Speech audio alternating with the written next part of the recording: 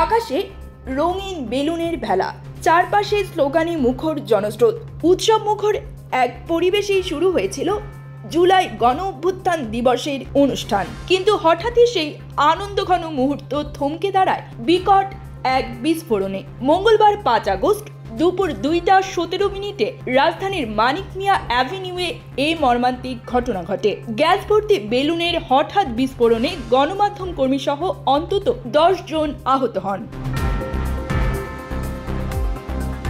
মুহূর্তেই আগুনের লেলিহান শিখা ছড়িয়ে পড়ে এবং অনুষ্ঠানের চত্বর জুড়ে সৃষ্টি হয় তীব্র বিশৃঙ্খলা। প্রত্যক্ষদর্শীরা জানান, প্রধান মঞ্চের সামনে সাধারণ দর্শকদের মাঝে ওড়ানোর জন্য কিছু বেলুন বিতরণ করা হয়। এর মধ্যে হিলিয়াম ও সম্ভবত মিশ্র গ্যাসযুক্ত কিছু বেলুন হঠাৎ বিকট শব্দে ফেটে যায়। সঙ্গে সঙ্গে আগুন ধরে যায় এবং পলিথিন মোড়ানো অংশ ছড়িয়ে পড়ে চারপাশে। আগুনের তাপে কয়েকজন দগ্ধ হন।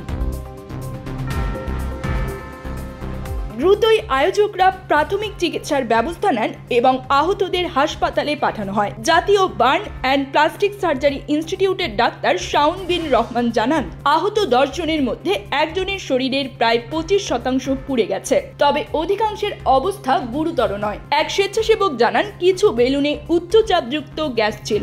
সম্ভবত আশেপাশে কেউ সিগারেট জ্বালানোয় আগুন ধরে বিস্ফোরণ ঘটে।